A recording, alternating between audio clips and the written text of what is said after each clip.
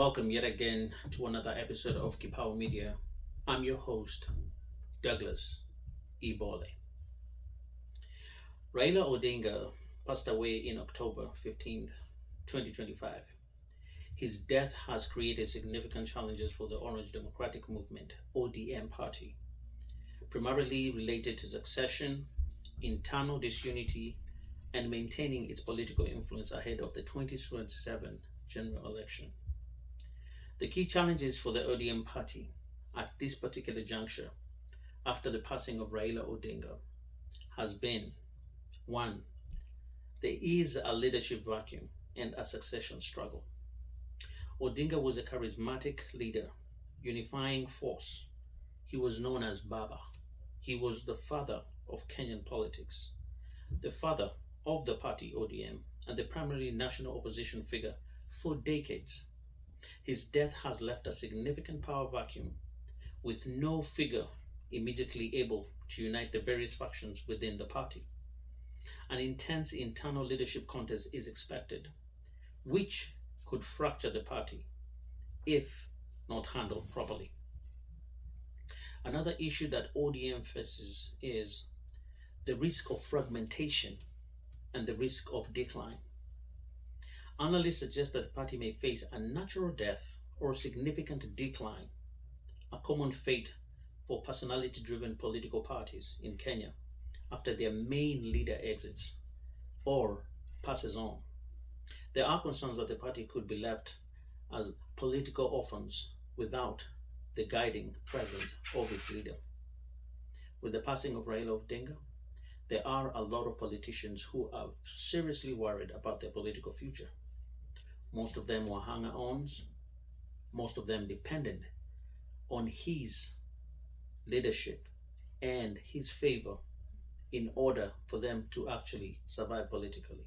So the passing of Raila's death has created a real serious situation in terms of the future of certain politicians all across the country that vie on the ODM party ticket.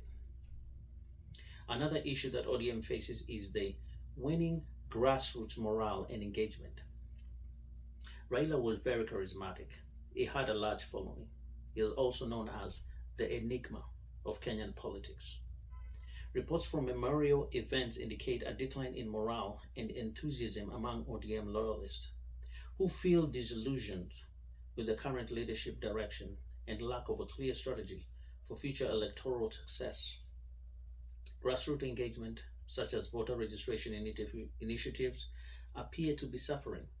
And this is because of, just the mere fact that the leadership of the main party leader is not there.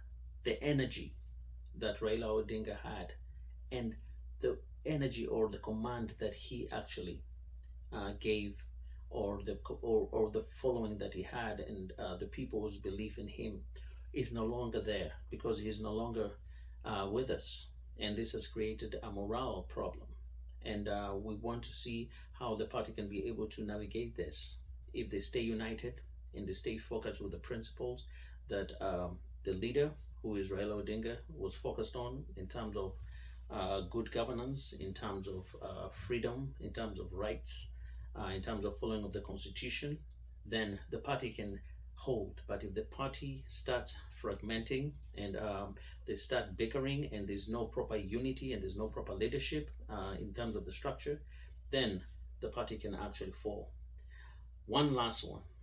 There is also an issue that ODM is facing, which is uncertainty over the 2027 general elections.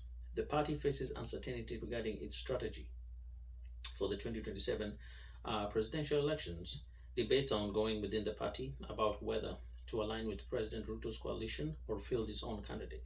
But the lack of a clear unifying leader makes a strong showing difficult.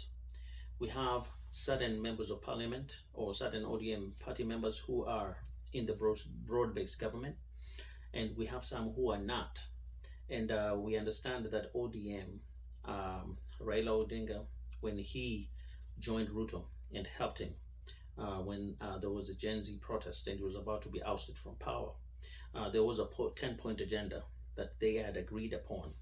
And it is believed that the situation that will play out is either there will be bickering between the party and the party will split.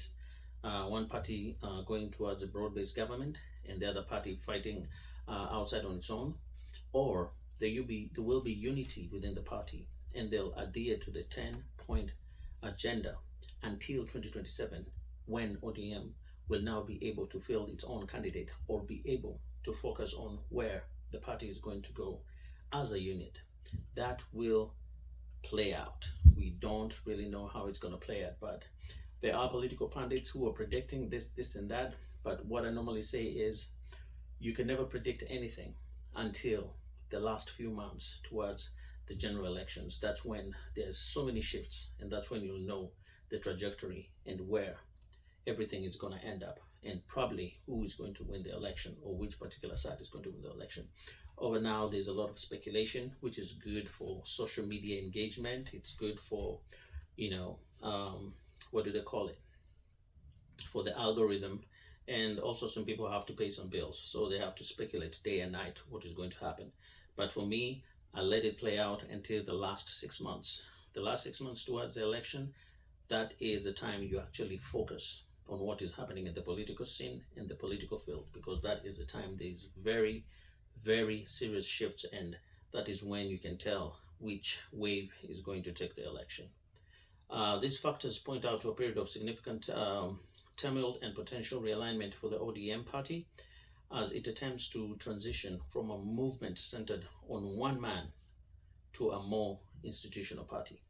It is important that I say this, that ODM should remain as one strong party if it tends or intends to be relevant towards the future of Kenya and towards many other generations. Otherwise, if it's not united and doesn't stand strong, the party will wither and party will die natural death, because the party cannot belong to a particular tribe.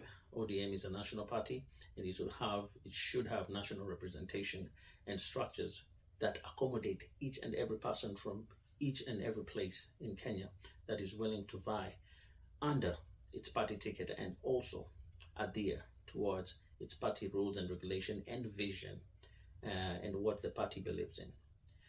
This is Kipaho Media, and I'm your host, Douglas Ibole. Until we meet again, see ya.